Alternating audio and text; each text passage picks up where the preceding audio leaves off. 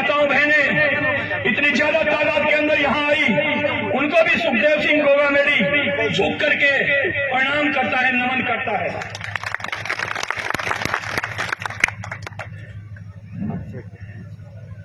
हमारी बहनों को पढ़ाना होगा, लिखाना होगा, राजनीति में आगे लेकर के आना होगा। मेरे दादो साहब, बाबू साहब, मैं कोई समाज का ठेकेदार नहीं हूं, पर समाज का इन रगों के अंदर खून बह रहा है। इसलिए आपसे अपील कर रहा हूं हाथ जोड़ करके कि हमारी बहनों को पढ़ा लिखा करके आप लोग आगे लेकर के आइए, खेलों में आगे लेकर के आइए, राजनीति में आगे लेकर के आइए, पढ़ाई में आगे लेकर के आइए और नौकरियों में इनकी भागीदारी है वो सुनिश्चित करिए।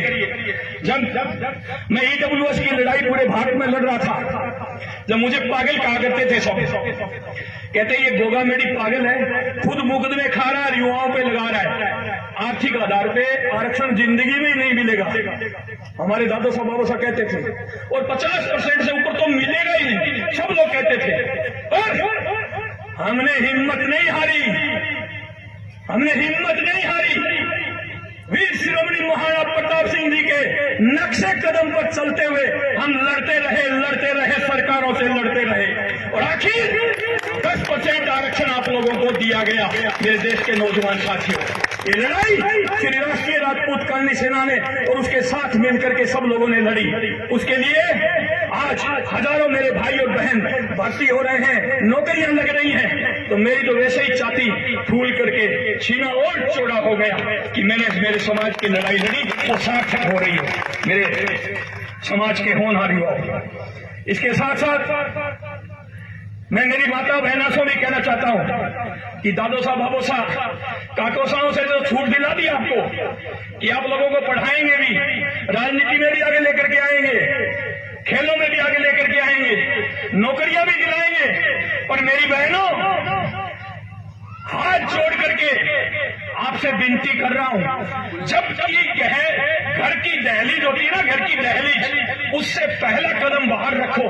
तो मेरी बहनों, जो राजपूती संस्कार हैं उनको कभी मत भूलना मेरी बहनों,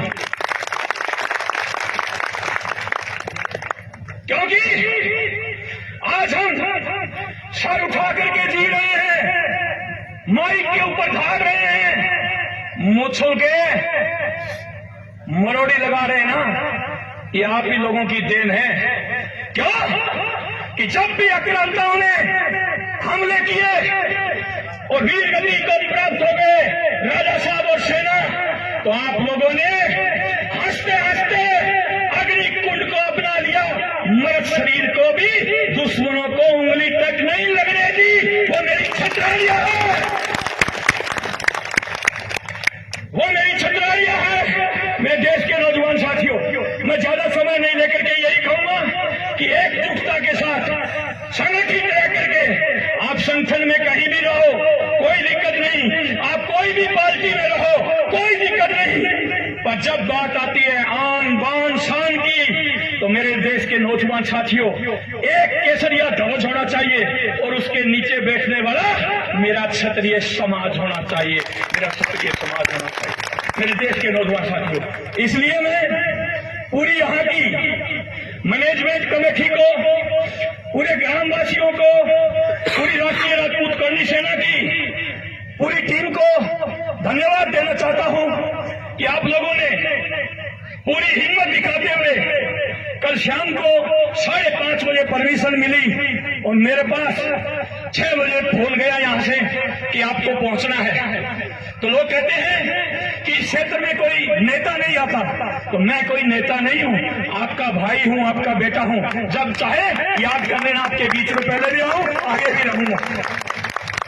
तो मेरे देश के नौजवान साथियों, आपने जो मूर्ति अनावरण के अंदर भाग लिया, उन सबको मैं धन्यवाद देना चाहता हूं कि आपने हिम्मत दिखाई और एकजुटता दिखाई। उसके सामने जो कुछ लोग नहीं चाहते थे उनको भी अक्ल आई, और जो लोग नहीं चाहते थे यहाँ मूर्ति नहीं लगे, उनको मेरा ये उद्बोधन है, ये उन अधिकारियों को जरूर सुनाना, उनके कान के कीड़े ना झड़ जाए, तो मैं आपका बेटा नहीं।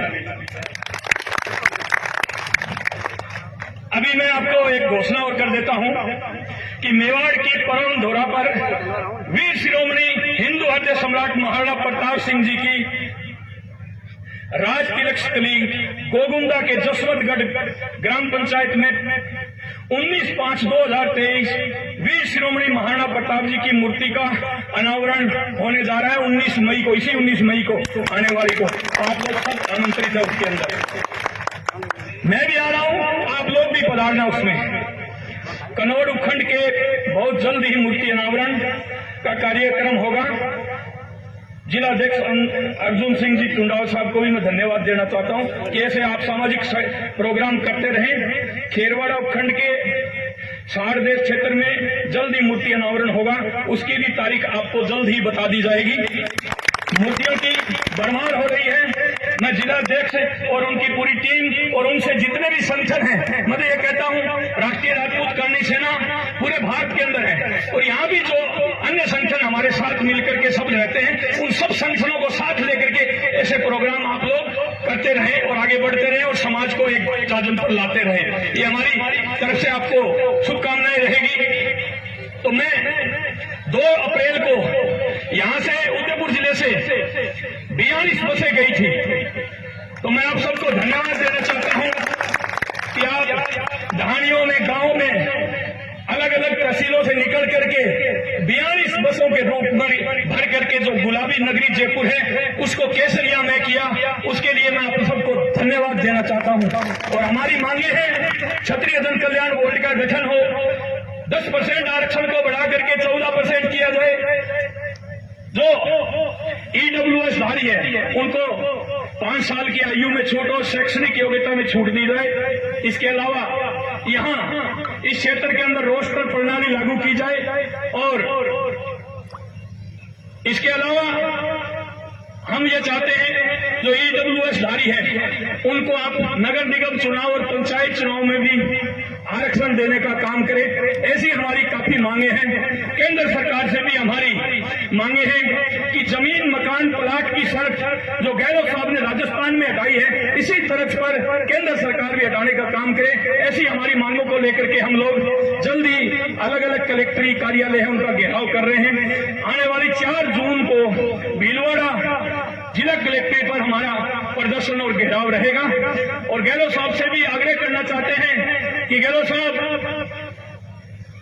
घनी गई थोड़ी रही, हमारी भी सुन लो। क्षत्रिय जन कल्याण बोर्ड क्षत्रियों की झोली में डाल दो, पत्थर को भी कर दो पानी। हम सब